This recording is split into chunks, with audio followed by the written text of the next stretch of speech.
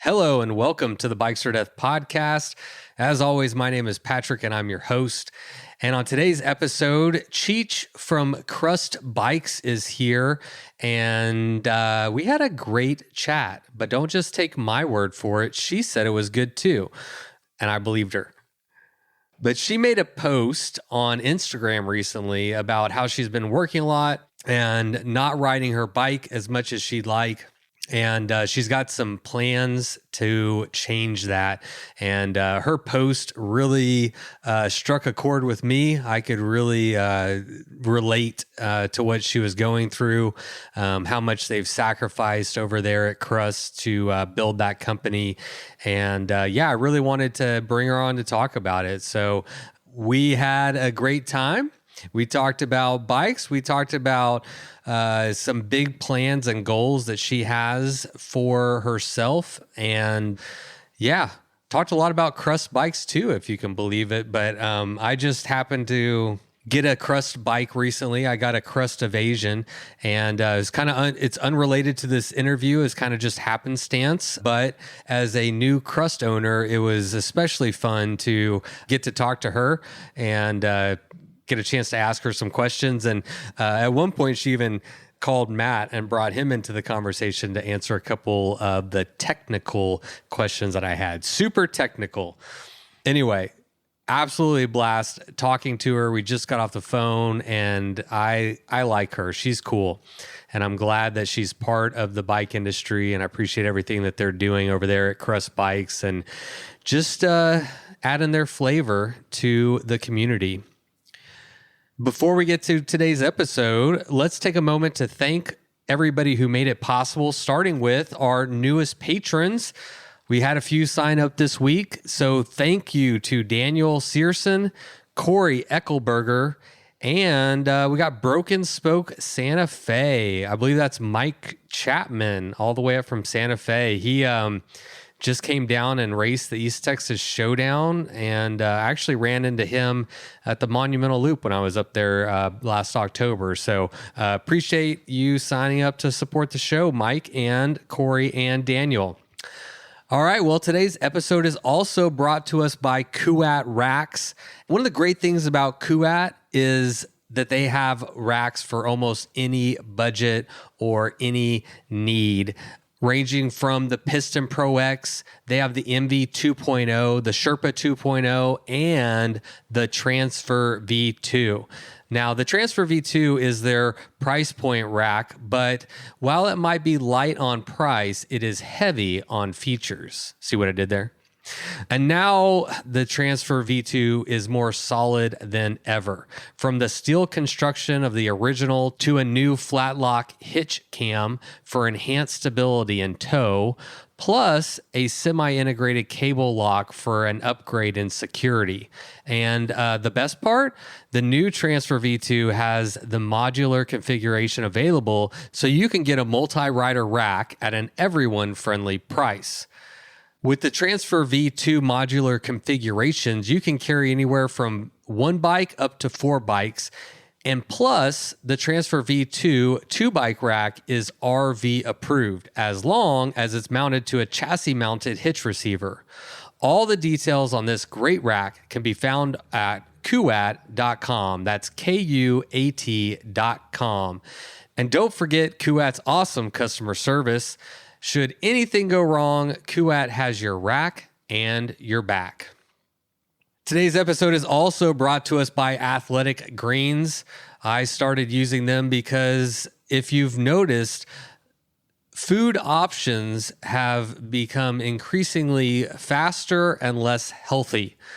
Eating healthy these days can actually be kind of challenging. It can be a little bit expensive. It can be harder to find good and healthy options.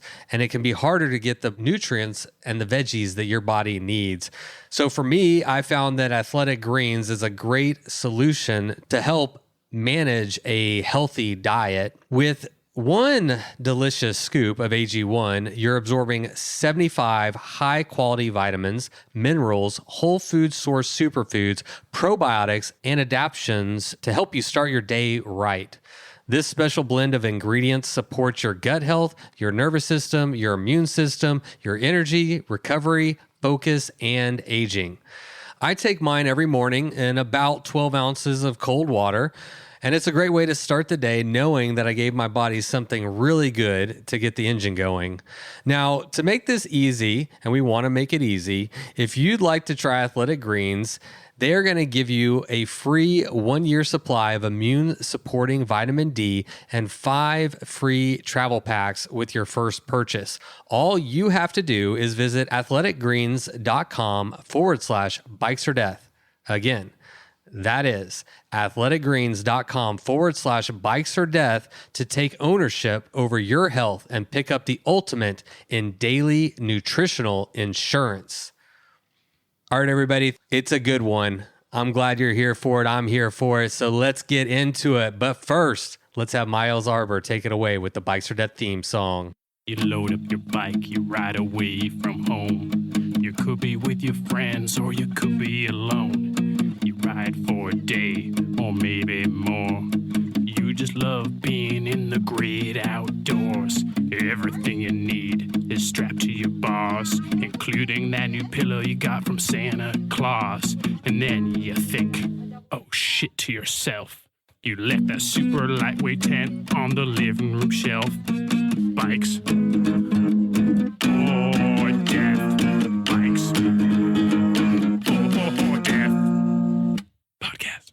It seems like you're maybe more of the face of the company. If you look at your Instagram, the YouTube channel, that kind of stuff. Like, are you kind of comfortable? Is that a role that kind of comes naturally to you, or is that outside of your comfort zone? I'm getting used to it. It's definitely weird at first, like making videos and stuff, like, because I hate the sound of my own voice.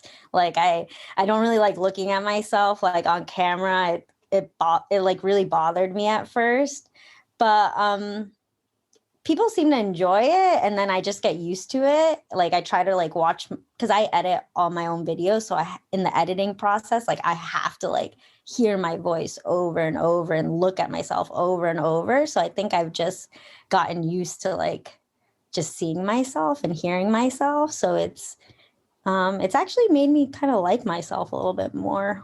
So, that's good. Yeah. Do you think I don't know if this is as relatable to you, but with the podcast, like y'all, or I say y'all, like you and Matt, your company, I feel like you do a good job of being authentic to who you are and representing yourself in an authentic way. I try to do the same thing, which is a little bit unique in, media, quote unquote. But what I've found is it allowed, like, now that, I have a decent audience and stuff like that, it's like I've kind of allowed myself the freedom to be myself. You know what I'm saying? I'm not constrained by having to like pretend to be this way or that way or whatever. You can just like let your conscience be your guide, so to speak. Yeah, definitely. I think that's something that's missing a lot with like things like podcasts and like maybe YouTube and just different like media outlets. I think so many people are trying to like portray a certain image. And I think like the everyday person just at the end of the day, maybe just wants to see themselves in someone. So I think it's really important to just be yourself, because then that kind of lets others be themselves too and see a little bit of themselves in you. And that's more attainable and approachable. And I feel like you just get a larger reach from that as well. Yeah, it's very relatable. I like you said, the average person. I mean, we don't know each other, but I'm not a professional cyclist or have any kind of notoriety of any sorts in the cycling industry. And I approach the podcast from kind of like the average Joe, the weekend warrior. I'm busy. I have 2 kids and I don't have time to maybe do all the things that I want to do, but I love the sport, and I think I've gained an audience because they're like, okay, yeah, that's relatable. We talked to Lael Wilcox and she's a great inspiration, but it's the mom and the dad or the people that are, business owner or whatever, that don't have the time, that is probably more relatable to, I don't know, a large percentage of the population, Yeah, definitely. Totally. Yeah. Well, that was kind of the impetus for me reaching out to you, was a post that you made on social media. And again, we don't know each other. It's the first time we're getting a chance to ever really chat, other than email and social media. But like, you know, well, actually I have it here. I'll just read it real quick. Okay. It says, if you know me, Cheech, you know that I've spent the better part of the past 4 years behind a computer doing my best to keep this little dream alive, often sacrificing riding my bike and having a good time to put in work. And then you go on to talk about that your goals for this year, 2022 and 2023, are to get ready for the Paris-Brest Paris, and how you've started to train for that. And what really I appreciated about that and about you as a whole, I think, is this genuine, this authenticity where maybe people just like to post like their successes and the final progress, but you were really honest with the fact, like, okay, for the last 4 years, I've not been, I don't know, that's what we want to talk about, but what have you been sacrificing for this company, so to speak? Oh yeah. I'm sorry. I'm like, can you hear me okay? Someone's vacuuming. And I know that editing and stuff can be really hard. So I don't know if it's best to wait till this person finishes vacuuming next to me, or if you can hear me okay, and if this is going to be okay for you. Where are you? I actually living at my friend's parents' house in Orange County. Okay. So I'm just in my bedroom right now because I thought it would be the quietest place, but they're like, I think his mom is vacuuming. So that's funny. Well, while we're waiting, I was going to ask you, you're based out of Virginia, but you're currently in California and you're about to be heading to Florida. I know. So is this like normal for you? Is this all part of work, or what are you doing? It has been normal for like the past year, actually, for me to be moving around a lot. Because especially now with PvP, and you have to do all these kind of registered rides to qualify to even do PvP. And so for me, I'm really lucky that I can work just from my computer and from anywhere. And because I'm just not really a strong rider, I'm still very early on, and I would say my riding career, that I can go to different places, like check out the routes. And I'm trying to do the easiest brevets now to kind of just knock them out. So that's why I'm here in California. And then I'll be going to Florida because it's so flat there. So I'm going to try and knock out a couple of other ones. And then I'll be going back to New Jersey to visit my parents and do some more brevets in Pennsylvania. So yeah, there's going to be a lot of traveling for me just because of these brevets and knowing that I'm not a strong rider. So I'm just going to give myself as much of a advantage as I can. Yeah. But that really kind of showcases the level of commitment that you've made, and that you also have to the commitment that you've made, that you're willing to do all this. It's not going to come easy. It's going to take a lot of work on your part. And again, you kind of put out there, and I really respect that. I like that you're taking people along for the journey, and you're like, yeah, I own this badass company, but you know what? I haven't been able to ride my bike. So I'm kind of starting from zero, and, let's go, Thank you. Thanks. Yeah. Yeah. It's been it was very spontaneous because I didn't know what PvP even was until last November. And Matt and a friend of ours were talking about it during dinner. And I was just like, what is that? What are you guys talking about? And they explained to me what it was, like the 1200K ride in Paris.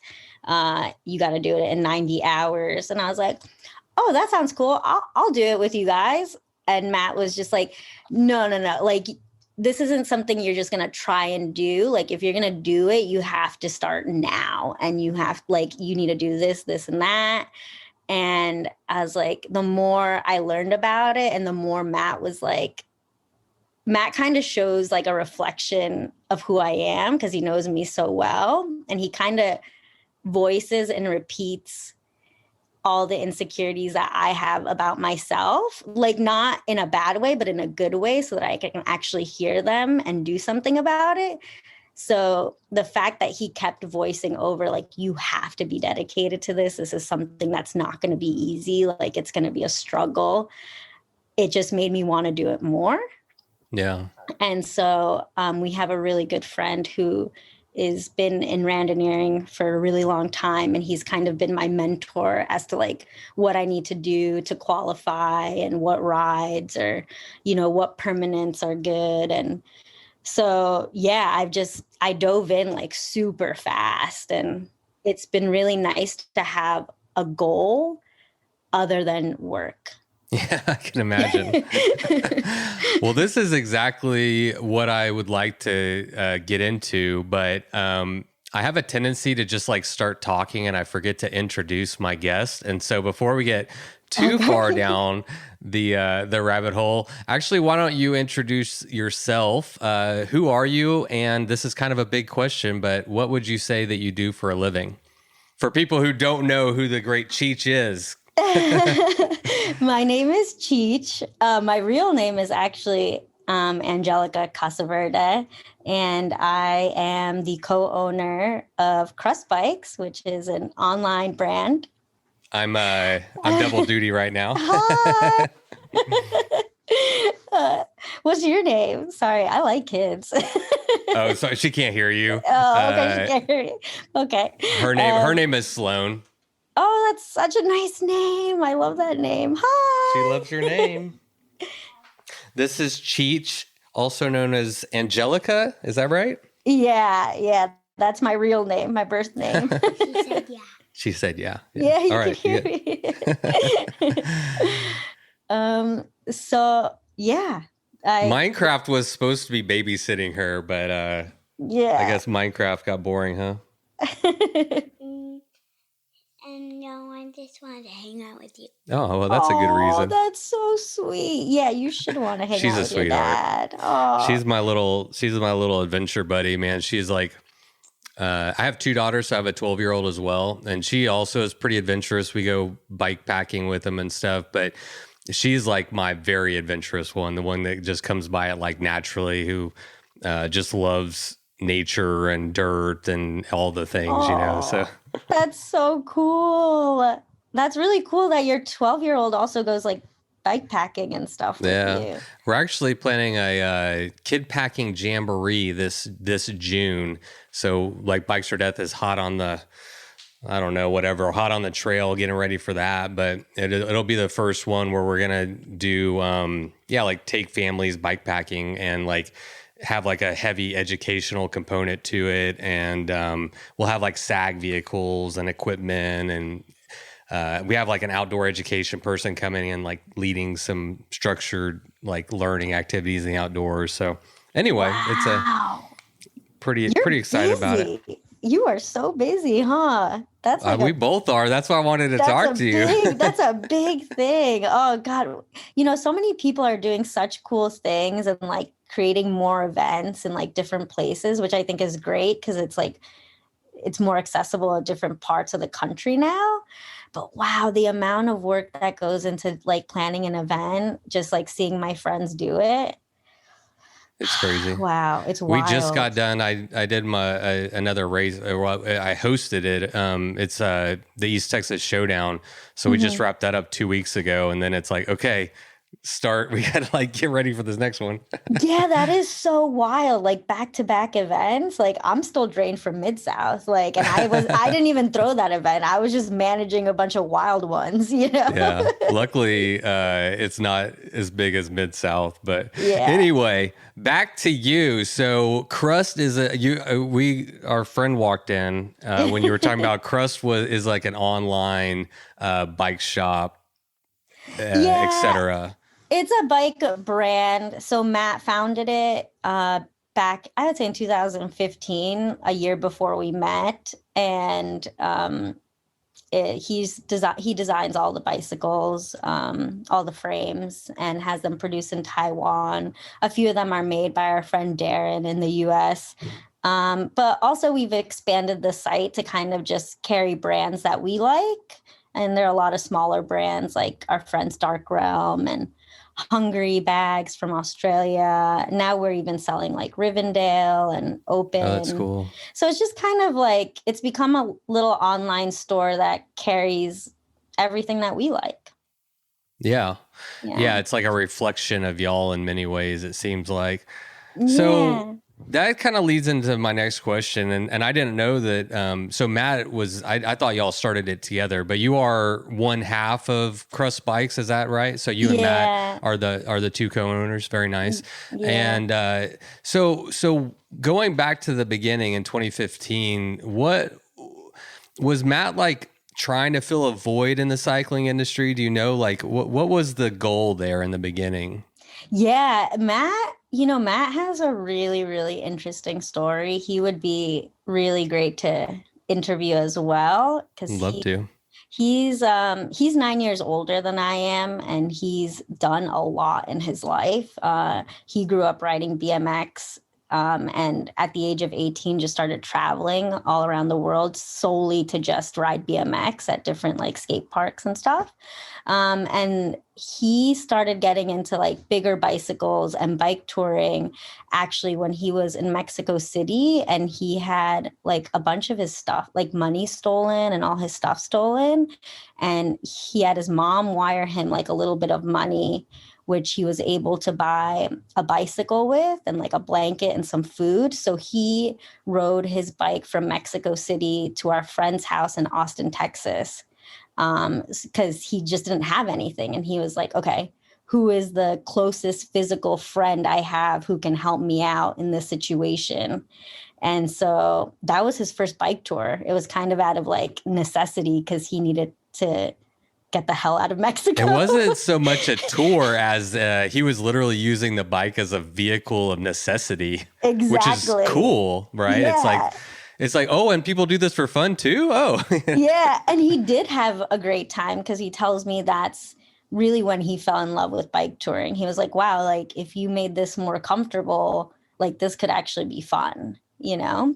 And so that's when his relationship with bike touring really happened. And from there, he went to Nepal and rode around like the base of the Himalayas.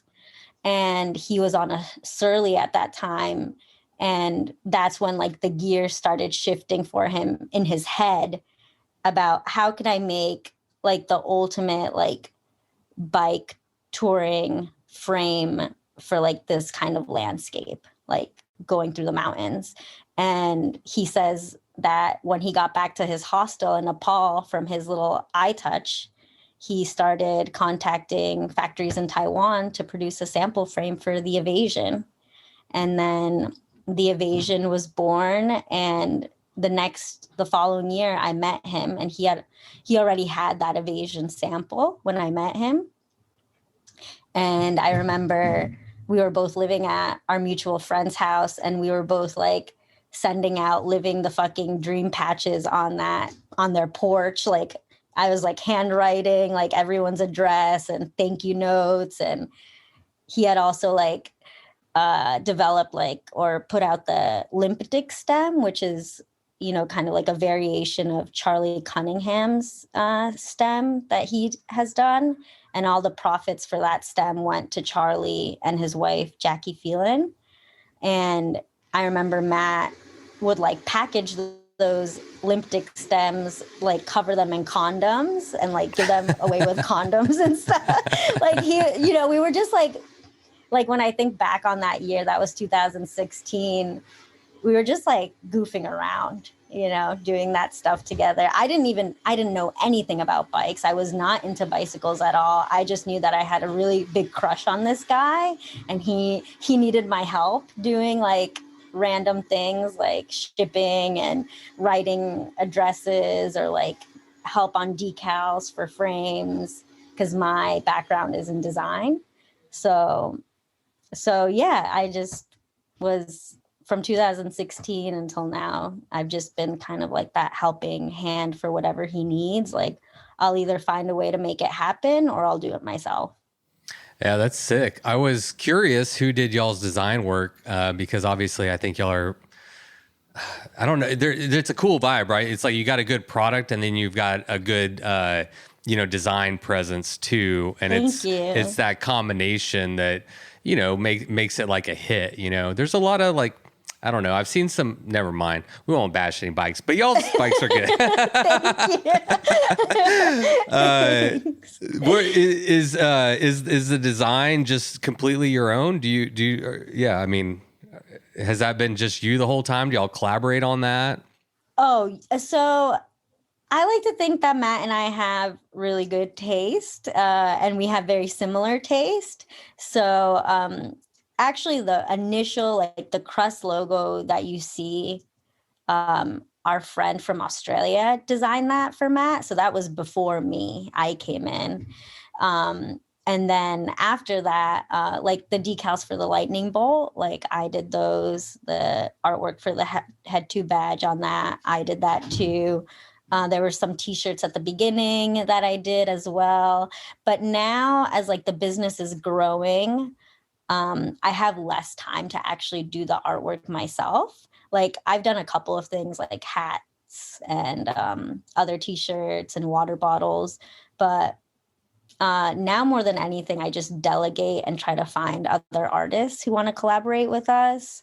And my direction for Crust now is I'm trying to build like more of a YouTube presence and a TikTok presence and I just want to like, further the reach on our media. TikTok, huh?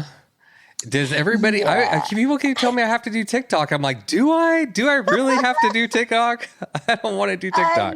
Well, I was thinking about this earlier. For me, Instagram is always going to be my main source of social media. Because I've had it since I was like 21. And so that's like over a decade actually now with Instagram. And that's how I find like cool brands and how I shop. And, it really dictates a lot of like my consumer life. But I think for the next generation, it is TikTok. And as a brand and a business, I want longevity for Crust. Like I want it to be like generations of Crust, like, because we have customers who are dads and they'll say like, yeah, I really like want this bike because like, I want this to be for my daughter. Like when she turns 16, like I want a bike that's like gonna, stand the test of time. And I want that for Crust, I want to see like the first version of Romancers, like 20 years from now, like I want to see someone's kid on that, And so for me to do that, I think I need to be as relevant as possible. And I think I just like have the knowledge and like the awareness of that.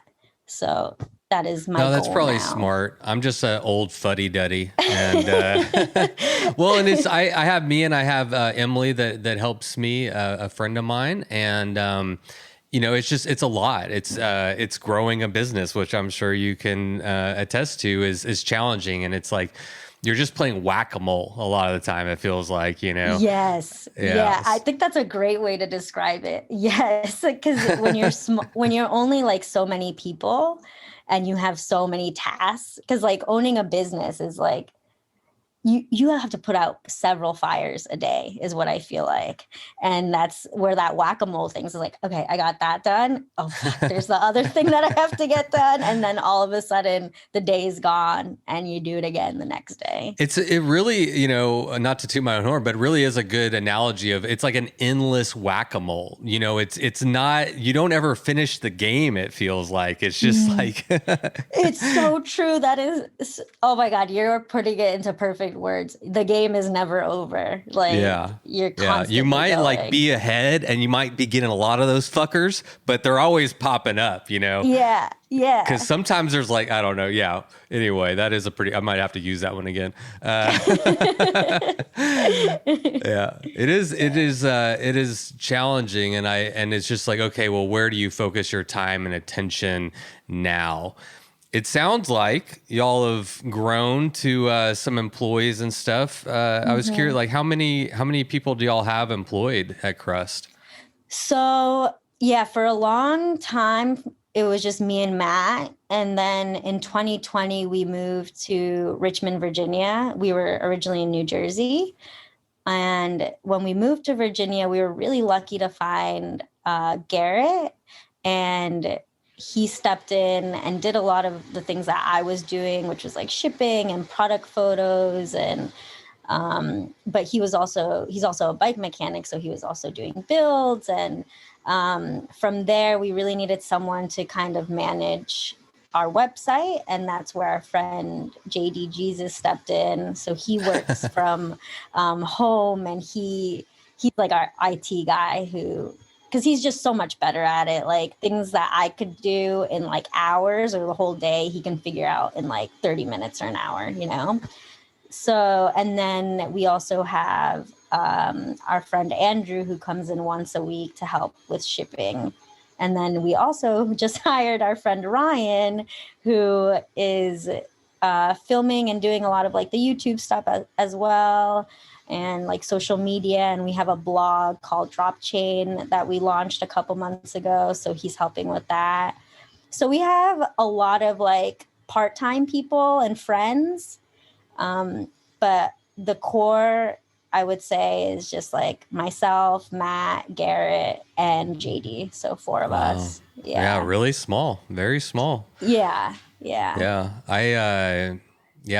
impressive. I mean, to just in my imagination, what I think y'all output, and it seems like, I mean, not only like the products, but you have to like maintain the website. You've got to do the TikTok, you got to do the YouTube, you've got to do the blog. Like it's a lot of, you got to answer all the emails, you got to keep up with all your manufacturers. It's like that. I'm just picturing like there's a lot, y'all are outputting a lot of stuff, and there's really a pretty small core group of y'all, which is amazing. Yeah. It's a lot. And I think we're coming to a point where we're realizing that it's a lot, and we don't want anybody to burn out, because we've felt the burnout personally, and I don't want that for anybody that works for us. And so we're trying to like, just, we don't want to grow too fast anymore. And that's been the hardest thing, actually, is like we've really kept the brakes on Crust, because we don't want to make the mistake of growing so big so fast, and then ultimately us and the people that work for us paying for it. Like, I don't want that at all. I rather just keep it pretty low key for the foreseeable future.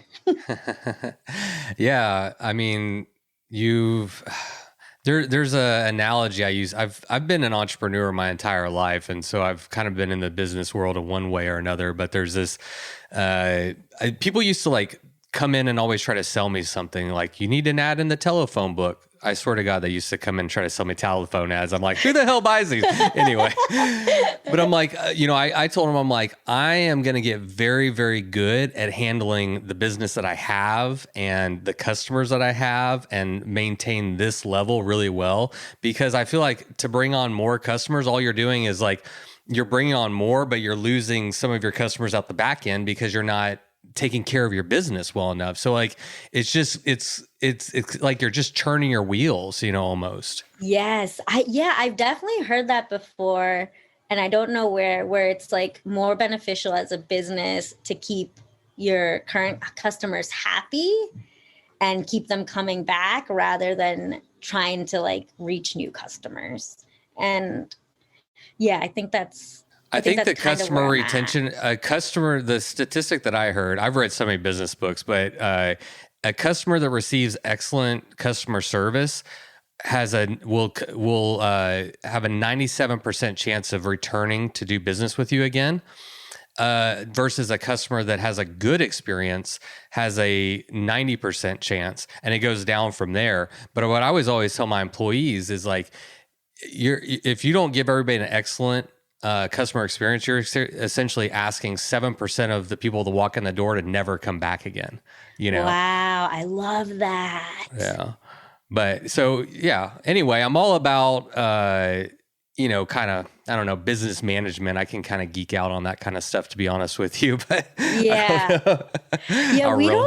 it would be so fun to talk to you about that, because me and Matt like don't know anything about that stuff. Like, we did not study business. Like, we are just doing this so like from instinct and like, right. Just like our guts, which is kind of scary because honestly, a lot of the time I feel like I'm still a kid. And then when it's time for me to like do like monthly sales tax or like doing the books or whatever, I'm like, what the fuck am I doing? Like, I'm just a kid. Like, why is this my job? You know? But yeah, you have no one to blame but yourself, right? I know. I'm just like, how did I get myself into this? I've almost quit Bikes or Death like so many times, not because I don't love it, but because of the demand it puts on my finances, my time, my mental health, my physical health. Like, it's just gotten to the point where I've pushed it to the limit so many times. I've almost like, I don't know if I can keep, putting in anymore. I'm curious if you'd be, this transition that you're making to try to focus on writing more and maybe doing a little bit less work, does that extend at all to like your mental health? Have you been, or is it just about like a work-life balance that you're trying to maintain?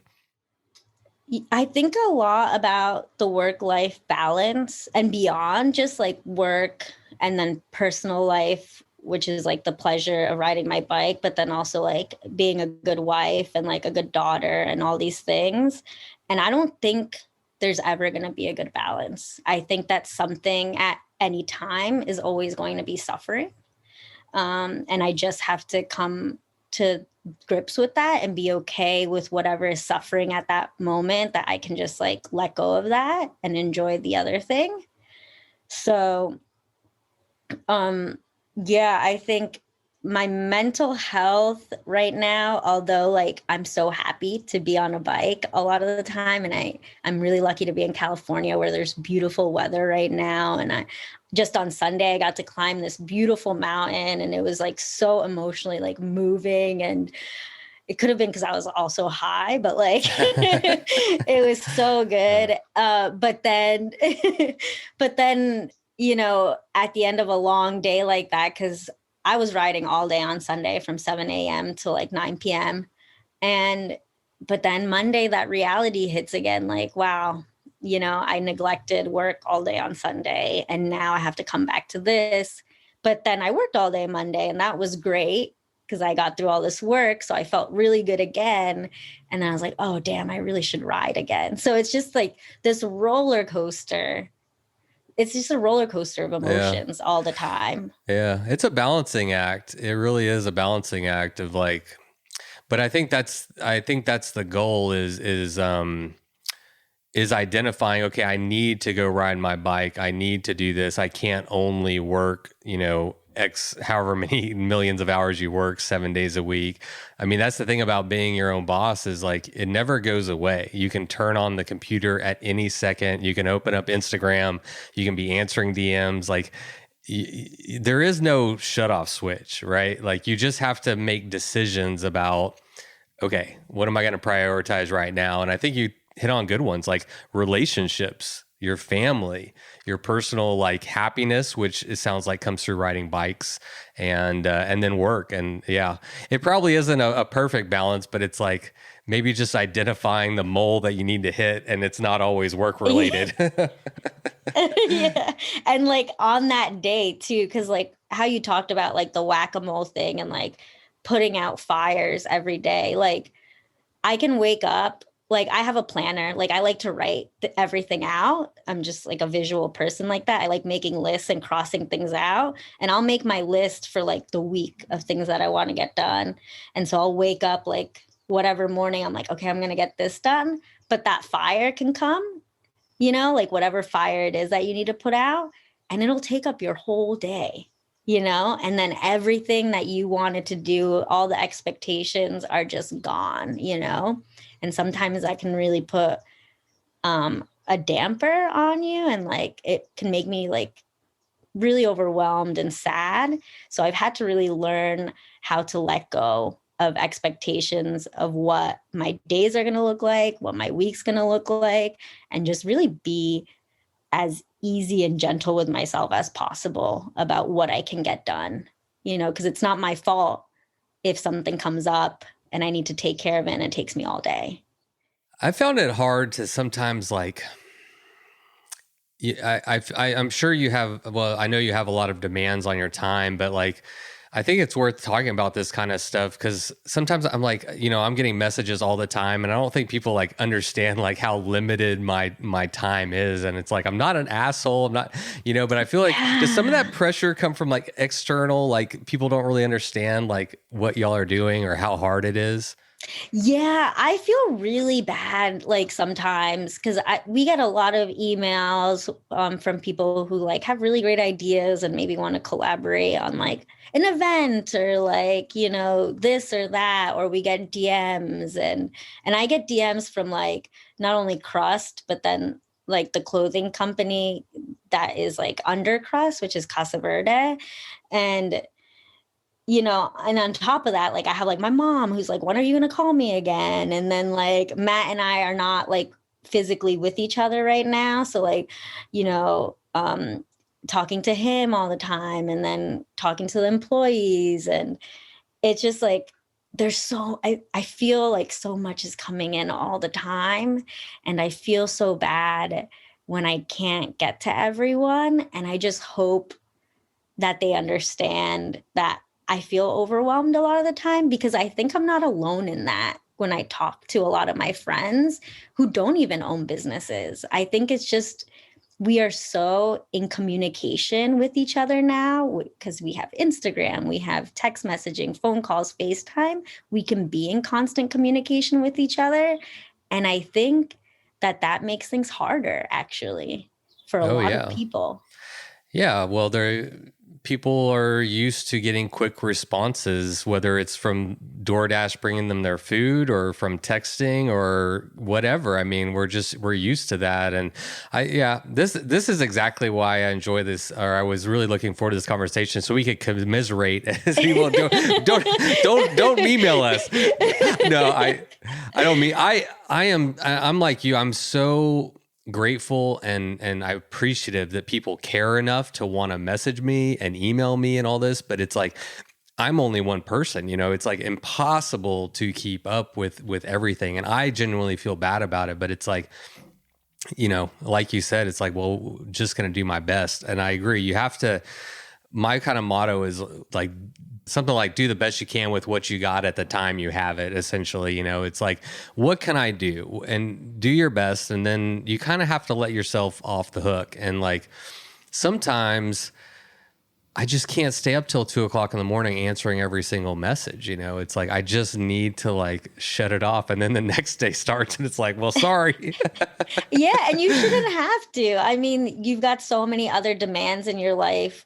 Like you said, prioritize things. Like you have kids, that's like the most important thing in your life, I'm sure, that's going to come above everything else. And then, then everything else falls into place after that. And I think when I'm really feeling overwhelmed and I feel like I'm going to lose my shit, I'm just like, okay, well, at least, like I have Matt.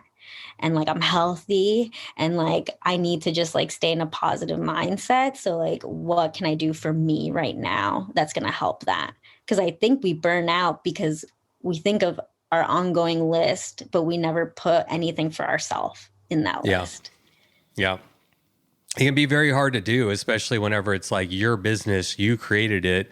Nobody asked you to do it. Nobody made you do it. It's like, so it's kind of it's your job, you put yourself in that position. And so it can be hard to be like, well, I also need to be here. You know, I need to not be burned out. I need to be mentally engaged and all those things, which I really, really relate to.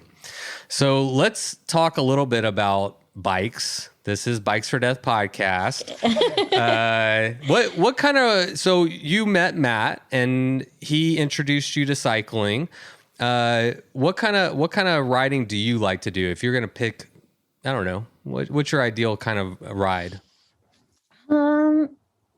I think so. I'm not athletic, like at all. Like that is not like my wheelhouse. I know what my strengths are. My strengths are like making things with my hands, or like, you know, being crafty, like, you know, anything visual, like making anything visually beautiful. That is like me for days.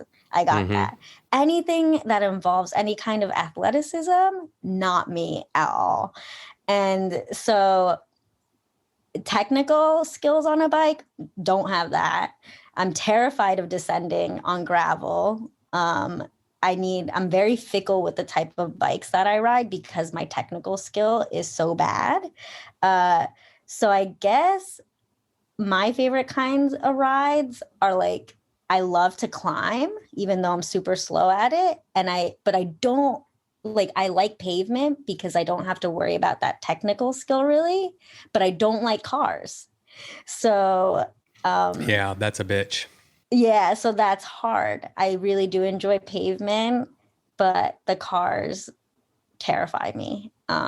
I also do enjoy gravel sometimes, as long as there's not really a steep descent.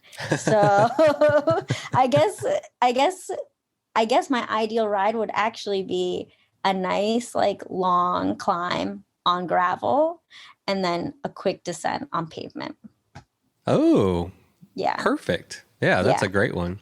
Yeah. What is your favorite bike? So you can only pick one, and it's the only bike you can have for the next 10 years. What bike do you pick? That is so hard. Especially for you. That is so hard for me. Well, maybe what's your favorite? Because the truth is you own a bike company, so this isn't even a realistic question, but do you have a favorite bike? You know what? The thing though about having a bike company is like most of the frames that we have, I can't even ride them because I'm 4'10". Oh, wow. Okay. Yeah. So the only production bikes that I fit are the step through like Evasion and Evasion Light, and a small Scapegoat kind of I fit. Other than that, I cannot like stand over a lightning bolt, a Bambora, none of that. And it's way too expensive to like for the scale of our company to make anything smaller than what we have in production right now. Really? Yeah. Can you explain that? I'm super curious because I mean, the logical conclusion that I'm sure anyone would come to, it's like, okay, you're 4'10", so obviously you would want to accommodate other riders that were shorter, right? So I'm sure you want to have a wider range. I would love to have one of each for sure. Yeah. But just so that I can, because also when we go to pop-ups or trade shows, a lot of people will ask me how a bike feels, and I can't really speak to that because I can't ride a lot of the bikes. And the reason we can't do that is like in product development, especially with small brands that do things in sizes, like this is also like with clothing and with bikes, I've noticed like the correlation. When you start scaling things too small or too big, the specs start getting like disproportion and like skewed. So they don't actually like make sense for like a real person anymore. They're just kind of like really big triangle or really small triangle. And then the reach doesn't make sense anymore according to the standover. So it would require like a whole new sample, which would require whole new tooling, which is thousands and thousands of dollars. And our customer base, even though we seem like we're pretty big, our customer base is still pretty small. So unless I can I can be guaranteed that I'm going to sell like 50 of like a super extra small my size, which I don't think I can because we just don't have that reach. Yeah, I know that we don't have that reach yet. I would really just be like spending thousands and like tens of thousands of dollars for a bike on me and maybe like 2 or 3 other people. Right. Because, and so it's a significant price increase to do that. It's the tooling and the sampling and all of that. That's interesting. Well, I'm sure people, that's one of those questions I'm sure like, if I was, too tall or too short to like fit in most bikes, I'd be like, what the fuck, man? Like, why don't you make one for me? But I mean there's like a very large cost consideration that any company would have to consider if they wanted to do that. Yeah. And I think that's like bigger brands. I've seen some bigger brands who have bikes that I can stand over, and that's great. So like, I think the void is being filled, which is really cool to see because I want to see other people like my size riding bikes. And like, it would be cool to see like really, really tall people not have such a problem finding bikes too.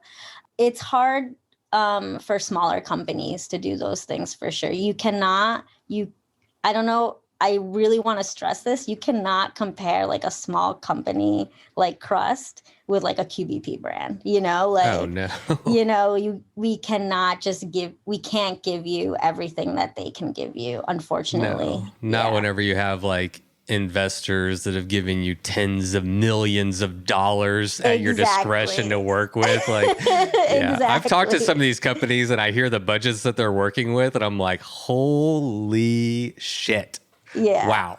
Yeah. So even more props to y'all for, and like business advice, circling back real quick, I'd be like, keep doing what you're doing. I'd be happy to have a business call with you separate to this, but obviously what has really made y'all successful, I think, is the authenticity of just being yourselves and like not trying to be too big for your britches or anything. Like it seems like you just follow your own conscience and like, okay, this is our company. This is what it's going to be, Yeah. That's all we can really do too. It's like, I get so bored with what I'm seeing like out there from like other brands that are coming up into like this, especially like this gravel, I guess, scene. And it just kind of all looks the same. And I feel like it's like they're kind of all looking to each other or like some kind of formula where like this is gonna, sell their product, which is great because I think at the end maybe it does work out for them. But that's so boring to me. Like I just want to have fun with it. Like if I can't have fun with it, what's the point?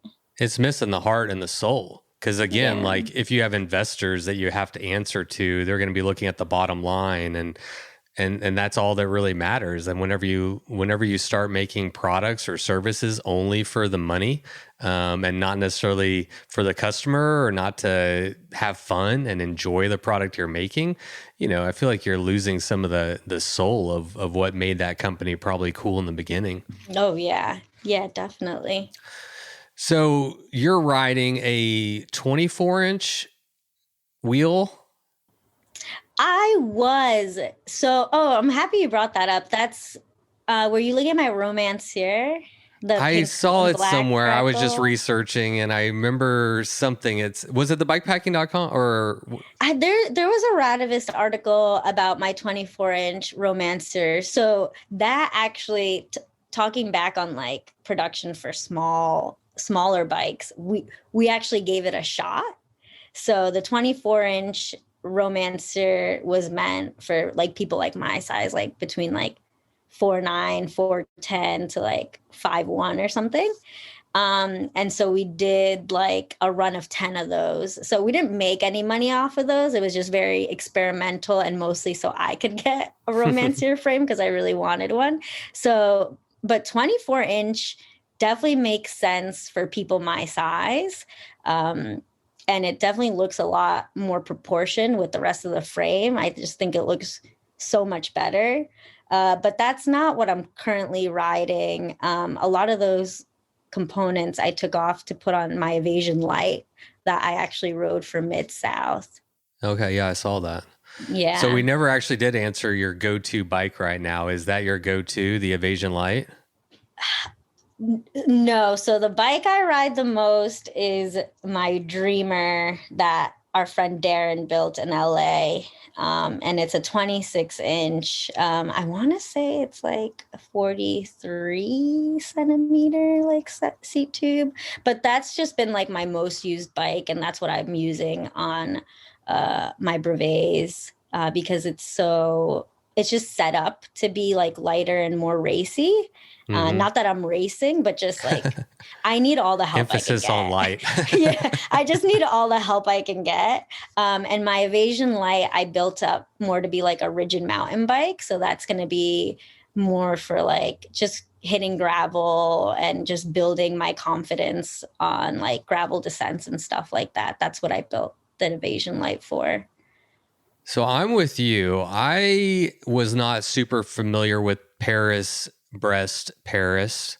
I came into bike packing, and my preferred discipline, I guess, if you want to call it that, in cycling is bike packing.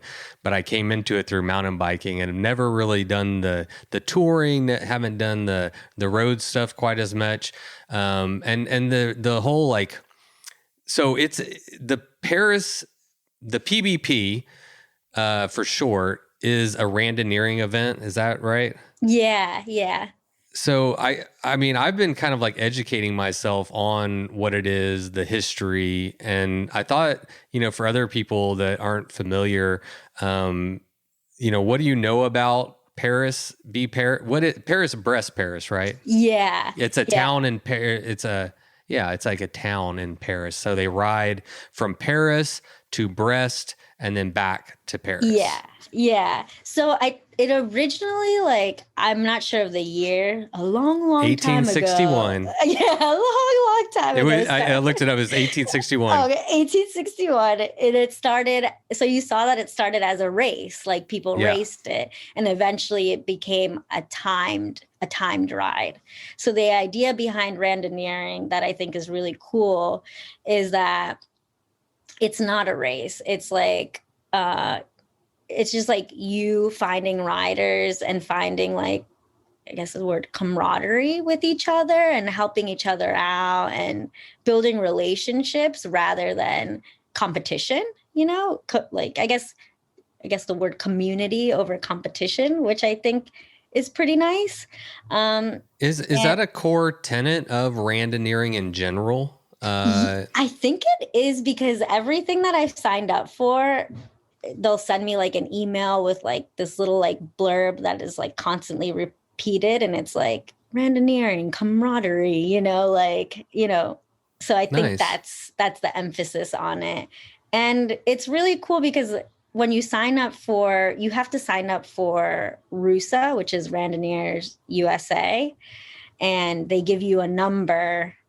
And so you're registered on like that database for the US. And then once you're given that number, you can go to whatever local club you want, give them that number, and then you can start doing your registered brevets. And then they kind of like track them for you. So when it's time to do PBP, according to like however many brevets you've done, it kind of puts you on this list of the time that you get to leave, like start Brest Paris, because Brest Paris, like the actual event that's in August of next year, you leave at different times. So like you can either leave in the morning or the afternoon or at night. And so some time spots are more desirable than others. So the more desirable time spots will be taken by the people who have done the most brevets the year before. Wow. Yeah. This is what it was really blowing my mind is how big of a deal this is and what's required to get in. And so I don't even know, like, are you officially in, or are you on the process to trying to get an entry into Paris PBP? So I'm starting this year, one, because I haven't ridden my bike in like over a year, so I need the training. to the way the brevets are set up is like really intense and is kind of like a suffer fest, because if you look at the brevets that are like 400 Ks, like that's 250 miles in 27 hours. So for someone like me who's super slow, that means like I might not sleep for 27 hours. Like I'm riding for 27 hours straight. So that's the reason I'm doing these brevets now, is to get my body used to that. But also, like I said, the amount of brevets I can finish this year will determine what time I will leave for the actual ride in August of next year. But then also, besides just doing PBP in August of 2023, to even get to do that ride, you have to do all the brevets in 2023 as well, leading up to that August ride. So not only am I going to do like all these brevets this year, next year I have to do a 200K, a 300K, a 400K, and a 600K. And then they say to do 1,000K just to get a feel of what the actual ride will be like. So, and you have to do that all before July. Wow. So I thought like, so you have a guaranteed spot. I thought like part of this process was actually about getting you like a lottery into it or something, but is it not? Well, so again, like some of this, when you Google it, for me, it was really confusing. Yeah. So again, like I turned to, I guess, who would be my mentor of all this info, who is JD Jesus. So he's really the one who's telling me what I should be doing. I will actually be able to qualify to do it PBP once I finish all those brevets next year, the ones that I just mentioned, the 200K, 300K, 400K, and 600K. Like once I finish those, then it will be like, okay, now I can definitely, I can go. Yeah. So essentially what you're doing right now is training. You're doing brevets to get ready for 2023. And that's when it's like game time. Starting in 2023, you've got to knock out all those things to be able to earn a spot or like solidify your spot. Exactly. Okay. Yeah, this is totally new. I'm familiar with brevets and randonneering. I think it's a cool concept, but very unfamiliar with like all the particulars of it. So for other idiots like me, real simply, what is, or uneducated people about this, but what is a brevet? What is the format of that? Honestly, I don't even know. I'm like the dummy too, because I honestly, I did not know what this was till November. And then I didn't really start doing any of the brevets till February, which is like, 2 months ago. So I never even bothered to look up what brevet means. I'm assuming it's French, but brevets are just like the rides, I guess. I just see them like, when I register, they just say brevet. Well, I know a little bit because I Googled it, but a brevet is, you're right. I think brevet is for card. It's like, or a scorecard or something like that. So, because I think my understanding is the whole, like, I don't really understand. So there's like an overall time limit and then there's checkpoints along the way. So is it like self-supported? You know, like there's no SAG vehicle. It's just like, where do you get your food? Just along route? Yeah. So, okay. Well, I'm glad you looked up what brevet is, because I've just been doing all this not knowing what brevet is, which is actually very typical of me. I think no one would be surprised. So the way they used to be brevets, you did have like a little card, and they would have like these control stations basically on your ride. So they could be like a gas station or a restaurant or like a park, you know, and you would have this card. And what you would do is like, you would put like the time that you got into the gas station, and you would have like a gas station attendant sign the card, which would be proof that you passed that checkpoint and that you actually did do the whole ride. But now, at least with the with the Randonneering group that I've been riding with, they will just take like your Strava or ride with GPS, because now we have technology, so they can see that. They do suggest sometimes though, because those things can often fail, you know, like I've definitely had like my Wahoo not like sync up to my Strava or something. So they suggest like taking selfies at the control points, or like a picture of your bike with the gas station. So, and it is completely unsupported. So the thing with like a lot of these rides is like you're not going to be in the middle of nowhere, so you can often just get food wherever, because you're literally on like the side of the road. You're like you're in towns and stuff. So like go ahead, sorry. Yeah, that's it. You're in town, so you're going to have like food accessible and water accessible. You're just carrying till the next checkpoint, essentially. You're not carrying. So there's no, I know that, you know, you can kind of score the time, but my understanding is and like you said, it's more of like a pass fail. So there's just like a window of time, and there's checkpoints, and that's it. Yeah. And you just go do it. Now, I noticed like you just posted on Instagram today a recap of one I think you did in California. So these like brevets that you're doing, are they all by yourself? Like, is it just a route that's up that you can kind of go do at any time, or do you need to do it like with an official start group, or what are?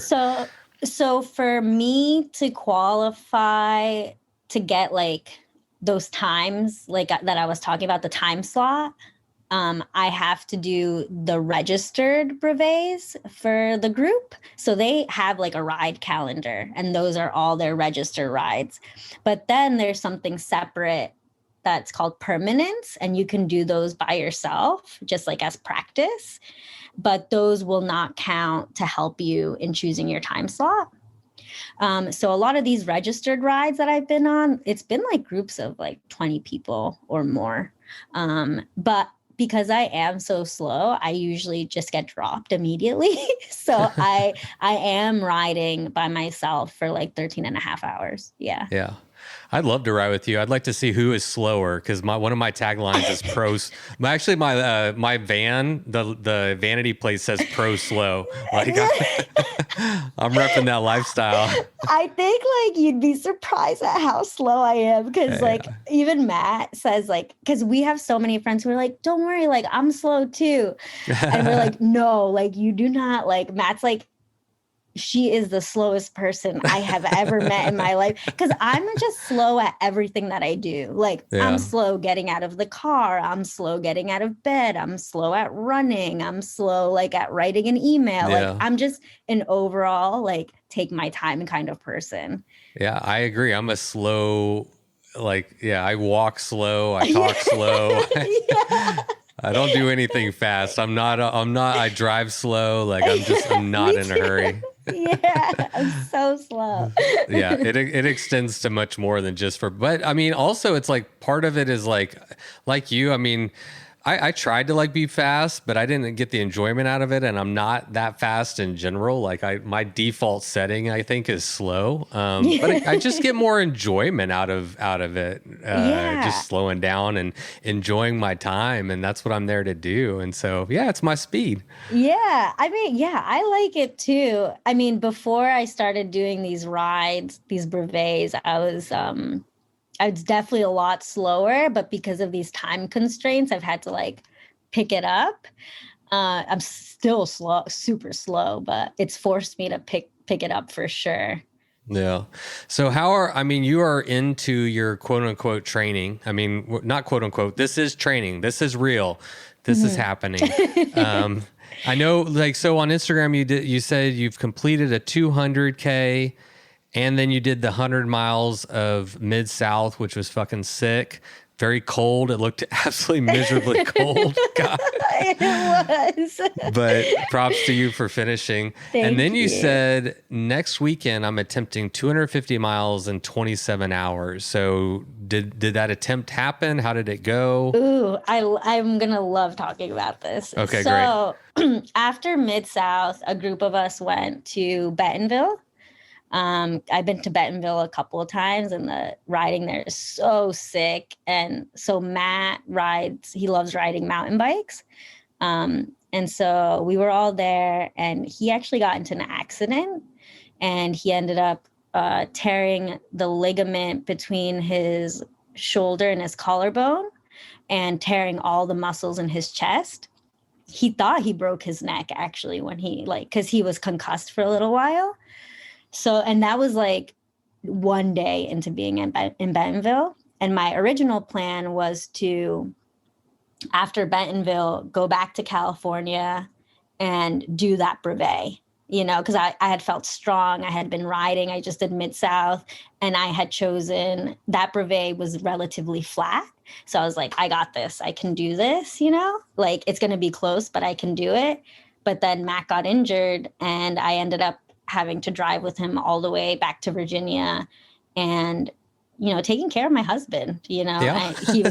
he's like my That's priority. one of those whack-a-moles that you need to yeah. So pay attention to. So that really kind of like put a damper on my training, I would say, because then when we got back to Virginia, we also got sick with like a pretty bad cold.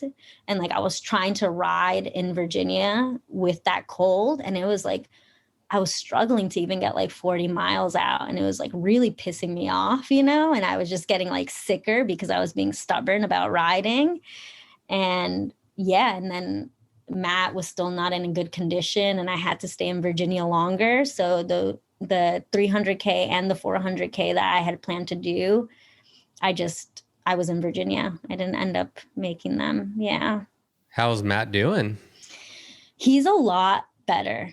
Thank goodness. Yeah, he's doing a lot better, but it's really scary. Riding mountain bikes, like you said, you come from mountain bikes, and even just even this randoneer stuff where I'm riding at night next to cars going 50 miles per hour. This stuff is kind of dangerous, and it's really scary and sad to see your partner hurt.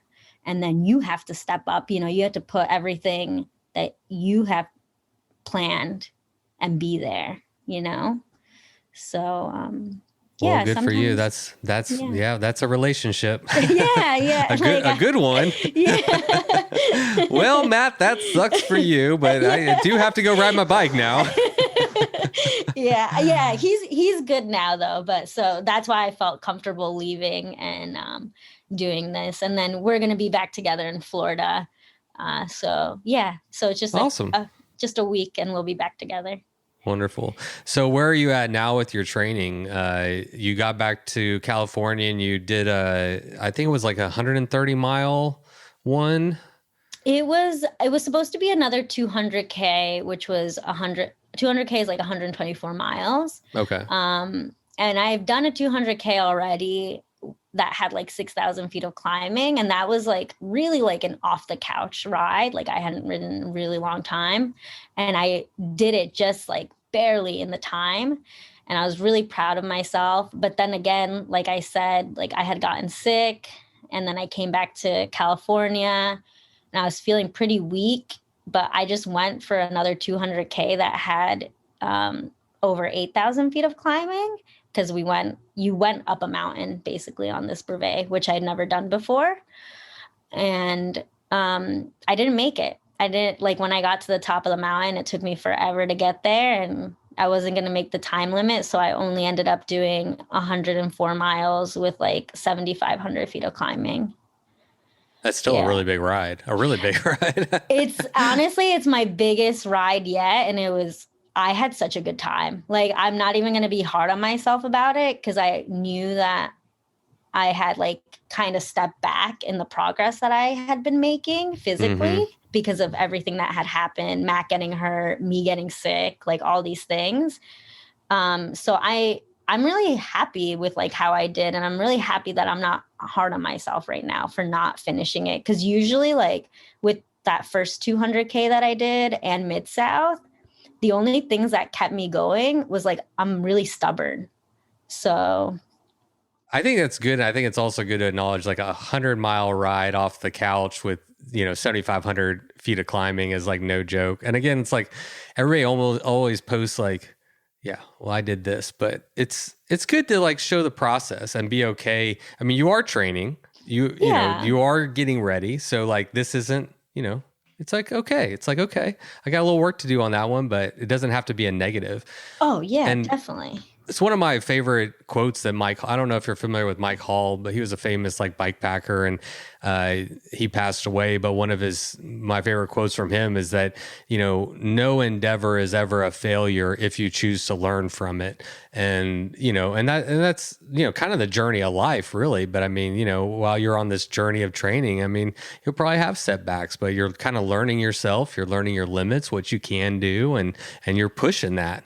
Yeah. Yeah. I think it's important to not let failure take you down. Yeah, You have to keep going. It doesn't matter. Failure's a part of life. So I can't say, but it's like, you can't let it, you're right. You can't let it bring you down, man. Yeah. No. Yeah. And I think it's good to have failure in your life so that you get used to it. Cause that, like you said, it is life. So. Oh man. People like, yeah. I've had so much failure, like it's just become like I'm like, yeah, I got this. I'm good at failing. Let's try some other things now. So tell me the type of person you are. You've set a lofty goal. I mean, PBP is a big goal. Everything that's going to require to make it actually happen. As Matt said, you got to do the stuff. Are you the kind of person like, will you like fucking do it? Like, is there nothing that will stop you? I mean, other than like you get hurt or something like that. But I mean, like, does stuff like that light a fire under you?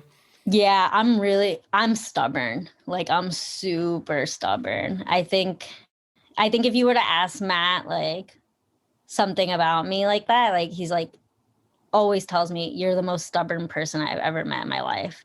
And I think that's what keeps me going, like, doing those things. Because I think a lot of people, I mean, I have a lot of support, which is awesome, but I think maybe it's just like in my own head, I'm telling there's this part of me that's saying you can't do it. And I'm trying to shut that part up and saying like, fuck you, I can do it. And so it's kind of just like me fighting myself and any like weirdo feelings I have that some other people might be saying she can't do it. But so it's just I'm just a stubborn person. I agree. I internalize those things, whether they're real people or whether they're imagined. It's like, yeah. Fuck you. Fuck the person in my head. Fuck the person who thinks I can't do it. Yeah. Yeah. There's a simple quote I like. It came from a book I read called How Bad Do You Want It? And that's the question. But the whole book is answering that question, like, how bad do you want it? And he uses some really good explanations and not Lance Armstrong. Oh, fuck. My brain. But this other famous cyclist, how he got like shot with a shotgun by his like cousin and then like came back to win this time trial at the Tour de France. It's like this famous story. I can't remember the goddamn name of the guy right now. Oh my God. But there's all, he gives all these examples of like how bad you want it. And it really does come down to that because as humans, we're very capable. Mm-hmm. But the question you have to ask yourself and the question you have to answer is how bad do I want it? Do I want it bad enough to sacrifice, to suffer, to be in pain, to cry, to do all those things? And if you're willing to do it, if you want it bad enough, you will, Yeah. Oh, I'm going to have to read that because that sounds really good. I had Matt Fitzgerald on the podcast. I think it was episode number 97. Mm-hmm. If you wanted like a entryway into it, but I recommend his audiobook. If you pick that up while you're riding, that's great motivation. I love audiobook. Hell yeah. Thank you so much. Yeah, that would be so good on like the fucking 40 hours I'm going to have to be on a bike. Exactly. I'm all podcasts, audiobooks. I'm all about them, but that's a good one. Cause he gives a lot of like, there's like science or neuroscience or whatever, but I mean, he's using examples of Olympians and all these like just tons of examples of real life athletes and showing examples of people who just really wanted it and they did what it took to make it happen. It's very inspiring. Wow. Yeah. That is so cool. Yeah. Cause I'm like before I was on the phone with my friend Ryan, who's actually doing PvP as well. He's way stronger than I am, but we've just been talking about our rides and, he did a pretty brutal ride the other day. And it's like, why do we enjoy like suffering? Like I suffer on these rides so much. Like I cry, like I like curse at myself, I curse at the world. But then at the end of the ride, I'm like, yeah, that was pretty sick. Like why? Do you have a clue, or do you have a sense of what the answer to that might be? No, I have no idea why we enjoy suffering. I have a theory. Okay. After talking to a lot of people that do this kind of stuff, I think the human body is used to and conditioned to hard efforts. I don't think we give our bodies the opportunity to push itself and to, do hard things. Life is so easy.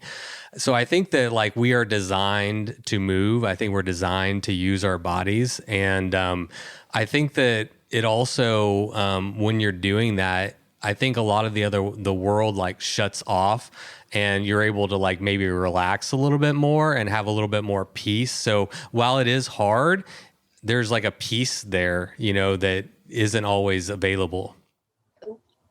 Yes, you are so right. Yeah, especially that peace part, because when I think about when I have to do a big ride, all I have to do is pedal and keep going. Whereas like when I have to work, it's like I'm juggling so many different things and it seems so difficult and like overwhelming. But with having just that one task that lasts all day, it's just one simple thing. Yeah. Just keep going. Just keep going. Well, I'm looking forward to watching your journey as you continue to train. I'm really excited for you. And it makes me want to, I've always kind of been interested in randoneering. I like the concept of it, especially like the community. I'm not very racy, but I love the bike community and just getting together, riding bikes. It sounds like a good time. Can we talk a little bit more about Crust bikes? Do you got a little bit more time?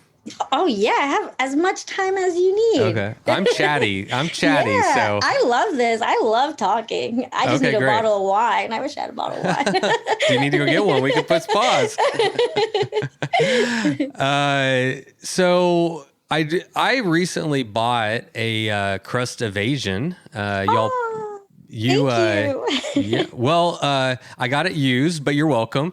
Yeah, thank you so much. No, I'm excited. I had a bike that was supposed to be coming, but manufacturing XYZ, it didn't happen. And then, do you know Fixie Dave or Dave Nice? No, I don't know. That's okay. Who that is. He's famous for riding the Tour Divide on a fixed gear mountain bike. Whoa, that's sick! Yeah.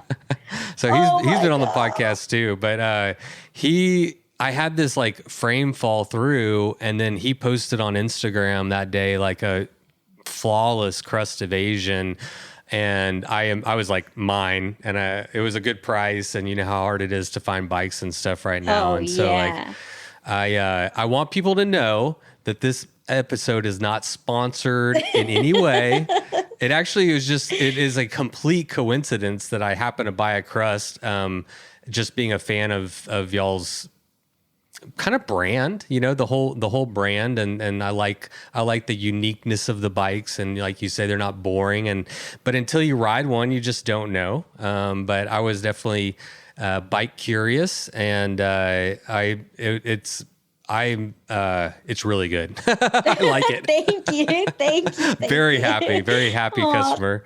Thanks so much. Yeah, it's right there. Hey, it's a damn good looking bike too. It's like it's so fucking good looking.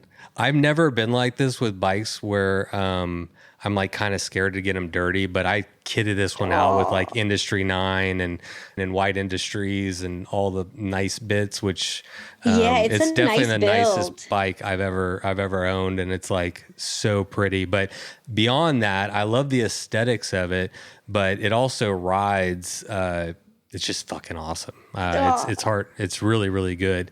Now, here's my question for you. After sucking up to you a little bit. It's funny because the other build I was going to do was a 29er. I'm 6'2". Almost everything I have is a 29er. The Evasion is set up and designed around probably like a 26 or a 27.5 wheel. And whenever I was like, I even asked on Instagram, I couldn't find anybody that had built one up as a 29er. I'm sure they're out there, but I hadn't found any. Have I committed an evasion sin by, because I have it set up as a 700 by 48C. That's what it's set up as right now. Honestly, I don't know, because I've only ever heard, and like on our website too, it's like suggested as like 26 and 27.5. So I don't, you know what? Matt would probably be the one to talk to this about, because I don't look at bikes like that, like it's your bike, do whatever you want with it, Oh yeah. No, yeah. I love it. I don't really care, but I didn't know if I was creating some kind of atrocity where you're all like, oh my gosh, I can't believe you put a 29er on that frame. No, actually, when Matt saw that photo of your build, he was like, whoa, that looks sick. He's like, you better repost that. I was like, I am going to. Ooh, well, thank you so much. I appreciate that. My, besides geeking out on bikes, I've become like obsessed with photography. And so whenever y'all reshared it, I was like, yes. The photo awesome. Was beautiful. You're great at photography. Thank you. So good. Thank That's like you. My I hate taking photos so much. Well, that's part of it. It's like if you don't enjoy it, then don't do it. But to me, it's part of the process I enjoy of like, I don't know, it's like both storytelling and it's also a good excuse to go ride your bike and like something to do besides just ride your bike. It's like looking for a cool composition or, something like that. It just adds a little something to it for me. But other people, it takes away from the experience. So, to each their own. Yeah. All right. I appreciate it though. I appreciate good photography, especially of bikes. Yeah. It's a fun craft. So here's a question that I was asked on Instagram, and I don't know the answer to it. Hopefully you do. We'll page Matt in. Yeah. No, on the fork crown, there's a bolt on the very top of the crown. Do you know what that's for? Fuck. Let me ask Matt right now. Okay. Is that okay if I call him? Oh, hell yeah. Yeah. Okay. Call him. Yeah, because I don't know like these things. I'm honestly the only thing that I contribute in the part of the manufacturing or whatever is the colors. And then I just organize all the charts of like what's coming in, but everything design is Matt. And then also he, he designed the Wombat with Garrett, the Romancer with Benedict. So he's like really the brains of the designs. Let me know when y'all ready for the Bikes or Death collab. Okay, let's FaceTime them. Hey, Boo, I'm on the podcast right now with Patrick. Holla. Hey, buddy. Oh, can you hear him? Or no, because I have my headphones in. Oh. So Patrick wants to know on the fork crown of the Evasion, there's like a little bolt at the top. What is that for? On both sides of the fork crown? Yes. Yes. Some racks bolt on like up there. He said some racks bolt on up there. Okay. You have any other questions while he's here? That was my only technical question, I think. Other than, you can ask him if I've ruined my Evasion by putting in a 29er. Yeah, he wants to know, because remember we reposted that photo of his Evasion, and he wants to know if he did wrong by putting in a 29er in there. 29 is higher? Yeah. No, there's no such thing as wrong. He said there's no such thing as wrong. Yeah, I can hear him. Good. Like is good. That's basically what I said. Yeah. Good. Wow, we're so in Go sync. Team. Y'all are so in love. This is a company founded on love. I don't use 29er. All right, Boo, gotta go now. Love you. Talk to you later. Okay. Bye. Kisses. What'd you say? I said, tell him his bike looked great. Yeah, he said your bike looked Thank great. you. Yeah, he said thank you. No, he can hear me. I just can't hear him. I see what's going on. Yeah. Exactly. Okay. All right. Bye. Okay, bye. Sorry. No, that's awesome. That's so cool. I'm glad you called him. In my defense, I think the cool thing to do with that bike, though, is get another wheel set, probably a 27.5 with something a little fatter so that I can swap it out. And then you have, two bikes, which is something that's pretty neat. I think that's probably what his idea was, the versatility in that. Yeah, I love versatility. Yeah. I mean, if you're going to have a steel bike, we talk about lifetime bikes, and you were talking about this like generational bikes. It's like having versatility in a bike that you own, especially, bikes are kind of pricey, and I spent a lot of money on that bike, and I don't have a lot of money. So it's like, I need that bike to do more than one thing if possible and be versatile. And I think that's what I like about a lot of our bikes too, is that they are really versatile, and depending on like the technical skill of the rider. I feel like a lot of our bikes could be just like that one bike that can do everything for you. All right, here's an easy one, I think. Where did the name Crust come from? That is an easy one for sure. So Matt is Australian, and Matt has a background in plumbing. So he's, like worked on job sites and like blue collar, I guess that's what it's called.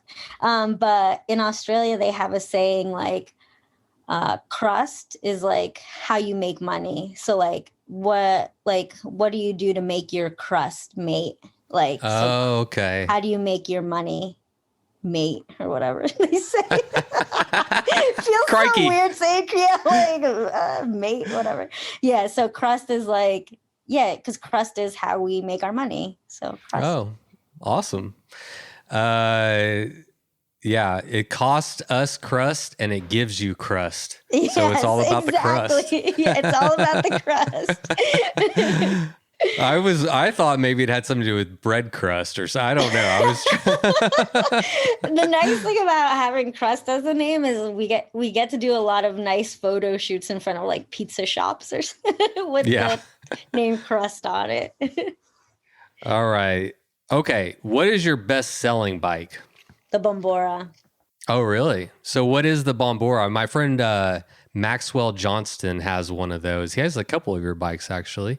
Nice. Very beautiful. His is like a pinkish purplish color. Yeah, like a lavender, a light lavender. Yeah, okay. That's the only colorway they come in. It's I would say it's kind of like one of the most versatile frames that we have, and it's I guess similar, like kind of like a play off the Evasion, but it has like lighter tubing. But I think the popularity in the Bombora has a lot to do with, I think people really are attracted to that color.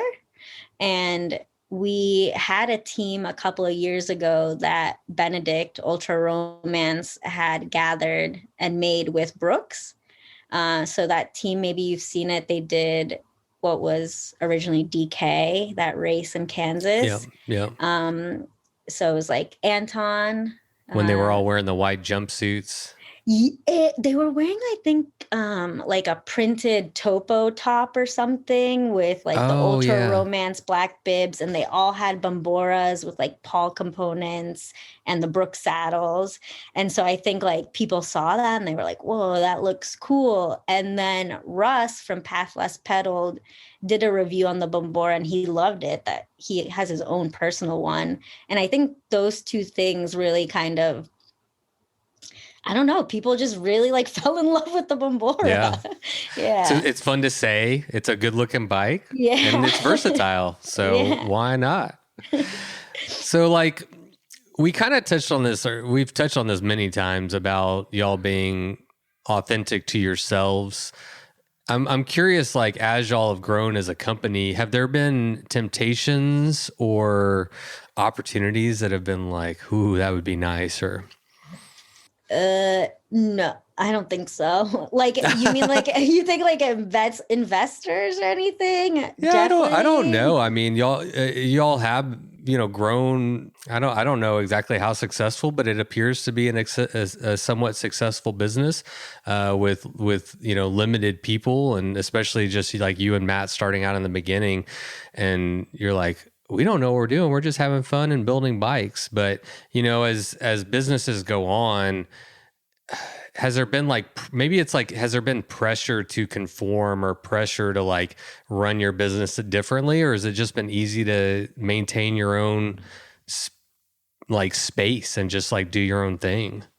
I feel like, yeah, I always feel like pressure. But only when I look at other bike brands, and I try really hard not to do that.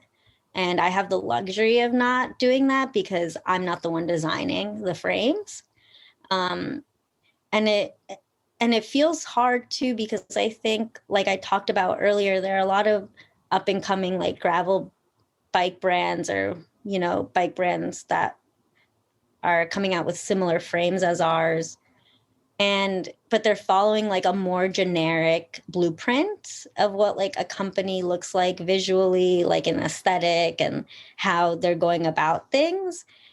And I know that we have like a great customer base, but I think the generic blueprint hits more people, you know, and, you know, more people might be attracted to that because, you know, they're like the average person, and maybe the average person isn't attracted to Crust.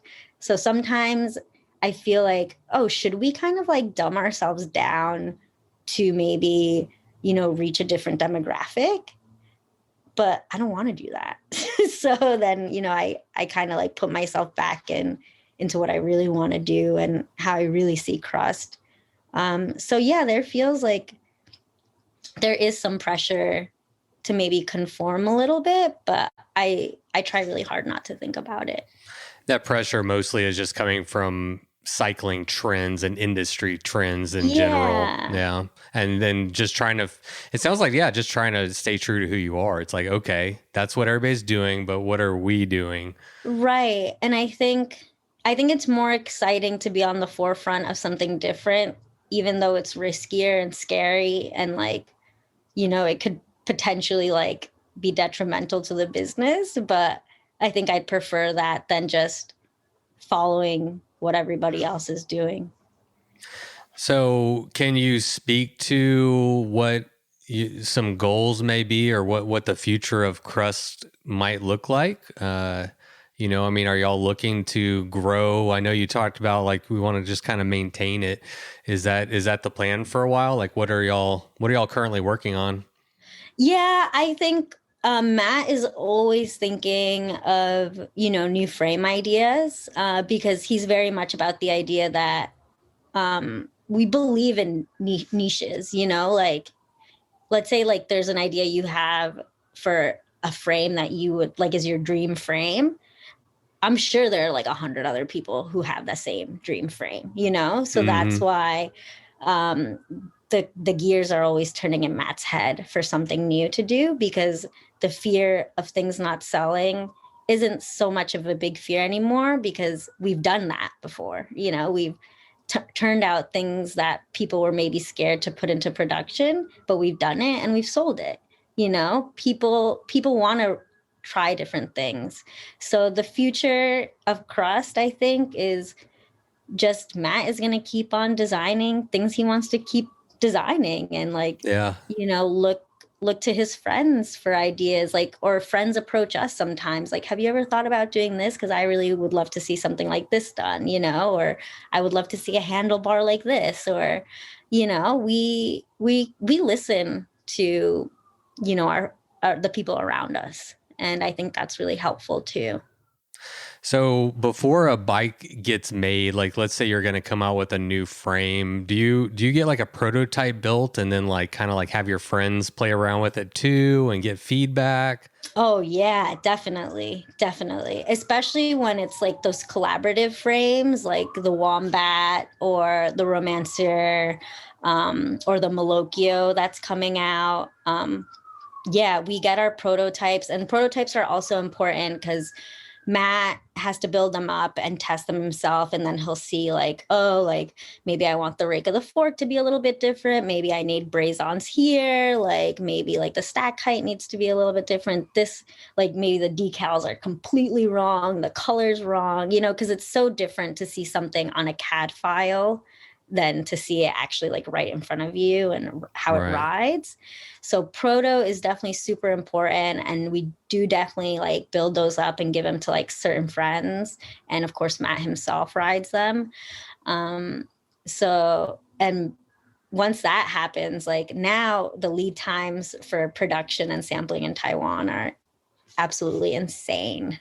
They used to be you could have like an idea from paper and then into production time could be like maybe like a year and 2 months. Now it's like the Malocchio was designed in 2019 and we're going to get them now. Like, yeah, That is at the end of this insane. year. Yeah. Oh my gosh. It's crazy. You're like, I've got this cutting edge idea for a frame. It's revolutionary. 2 years later, here you go. That's why it's so funny when things get like so catty in like the bike industry. Like there's so much like bullshit that happens on behind closed doors with like all these little businesses and stuff. But the thing is, it's like things will sometimes come out at the same time. Like you both had the same idea or similar ideas and they were just happening at the same time. It just happened to be that one factory finished slightly before you did or something, you know? Yeah. So, and sometimes that's scary because if you feel like you're on the forefront of something new, you want to get it out there as fast as possible. But that's all very dependent on the factory. Yeah. Yeah. That's the thing. Like you can have the idea and get it all done. And then you just got to sit and wait and hope it's still relevant when it comes out. Yeah. Like, well, we ordered a bunch of these. Hopefully people still like them in 2 years. Yeah, and that's so scary because we're talking about like hundreds of thousands of dollars worth. Oh my God. Well, Cheech, I should go be a dad. Yeah. What are you going to do today?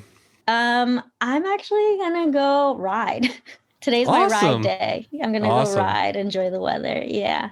Enjoy it. Well, I very much enjoyed talking to you. I'm enjoying y'all's bike and I appreciate what y'all are doing as a company. I agree. Let's keep things fun in the bike industry. Let's have some niche options. And I don't think everything has to be so delineated down to like everybody's wearing the exact same thing and riding the same bike and all this stuff. It's like variety is the spice of life. So thank y'all so much for adding your spice to the bike industry. Thank you. And thank you again for asking me to be on this and talk with you. It's been really, really nice. Oh, I enjoyed it. We'll have to get Matt on too one day. Yeah, I think you'd really enjoy talking to him. He is a weirdo and I love everything about it. I love weirdos and I love talking to people. So I definitely talk to him. All right, well, Cheech. have fun being a dad. I have will. a great day. Enjoy your ride. Bye-bye. Thanks. Bye. Okay. That is all for today. You may have remembered that last week I said that this week's episode was going to be East Texas Showdown rider call-ins, but we had a little bit of a glitch with the call-ins. I think the problems are numerous. Some of them I think were lack of instruction for me or poor instruction for me, and we didn't get a lot of call-ins. I was kind of monitoring it a little bit throughout the race, and it seemed like we got a lot, but whenever I got it into the editing bay, we only had like 30 minutes of content, and I don't know, it's kind of all over the place, to be honest, and it didn't really work for an episode. Let's just say that. So I'm still going to put that together and release it, but we're probably just going to put it out on the Bikes for Death website, on the East Texas Showdown website, and make that available to anybody who wants to listen to it. We'll make an announcement on social media and probably through newsletter, et cetera, et cetera. So if you're looking forward to that, still going to be available, but it just didn't work as an episode. Although I will say that I want to try again next time to do that. I love the idea of it. I just need to make it better. That's it, just better. So I'll have a year to improve between now and then. So something to look forward to next year. I think that is it for today's episode. We did just get in some new Bikes for Death patches and stickers in the web store. So if you've seen that new logo and you're like, oh my gosh, that's so nice, I want to put it on everything. You're in luck because we have them in stock and you can buy them like right now. And remember, in the United States of America, you pay no shipping. It's free. We'll pay it for you. You just put in your cart, hit send with that credit card information, and let us do the rest. What else? The next thing on our agenda, and I'll put this out there, is the Texas Kid Packing Jamboree. We just wrapped up the East Texas Showdown, and so we are quickly switching gears to this Kid Packing Jamboree. You heard me mention it in today's episode.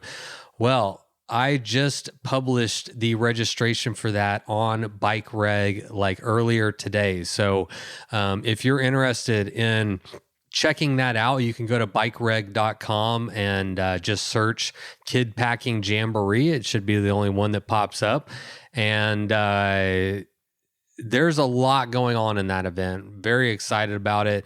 There's going to be an educational component of it to educate families on how to actually take their kids bike packing or kid packing.